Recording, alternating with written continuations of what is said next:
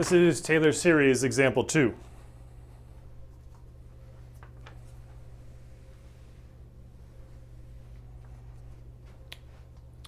All right, so the goal of this problem is we want to write this Taylor series, this expanded Taylor series,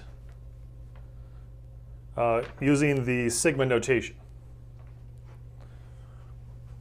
All right, so we're going to write that using sigma notation. Okay, so a nice thing to have is this is the general Taylor series. Now notice here this is centered at C. Let's see.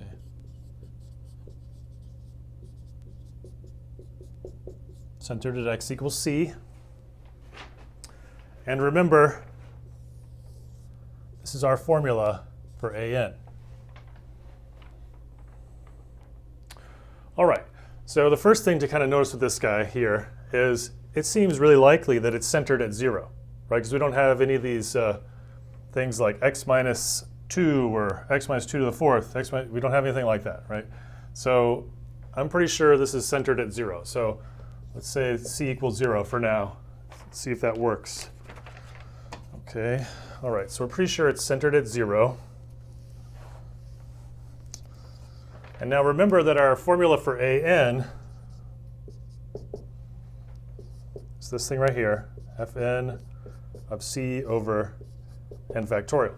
Okay, so we're thinking that c is 0, so let's put a 0 there. Right, in general, it's a c. Because we think c is 0, we're looking at that.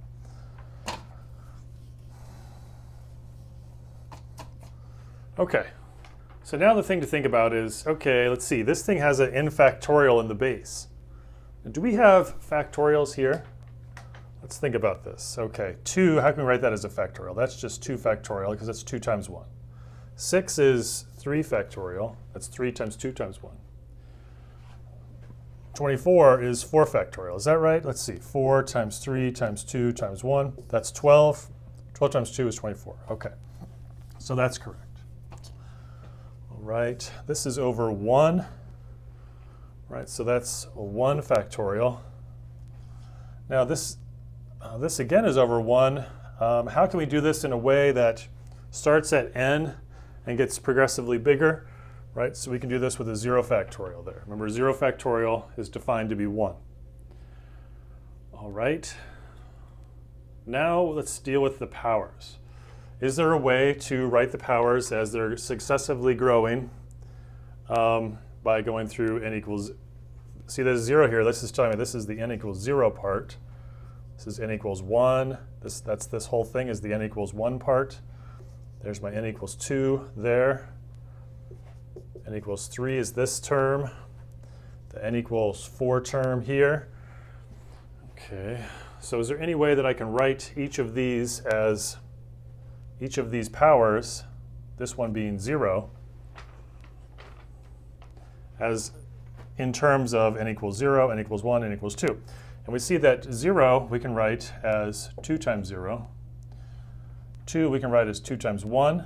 4 we can write as 2 times 2. 6 we can write as 2 times 3. 8 we can write as 2 times 4.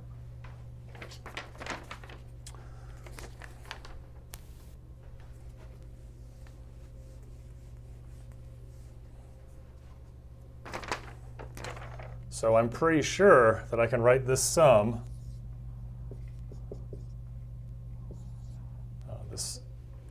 this Taylor series, let's see,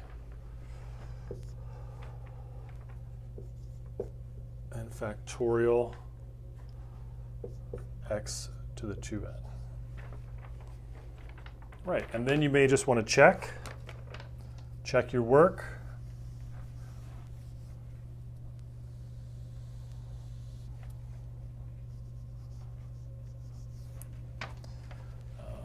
And maybe down here, to write out the first few terms, you'll see that this actually does give us this. Let's see, at 0, we have 0 factorial, which is 1, and x to the 0, which is 1. Okay, that's 1 over 1, or 1.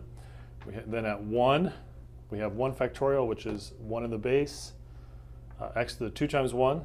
Okay. 2. We get 2 factorial, which is 2. X to the 2 times 2, that's my 4. So you see that this is the correct answer. So our answer would be this.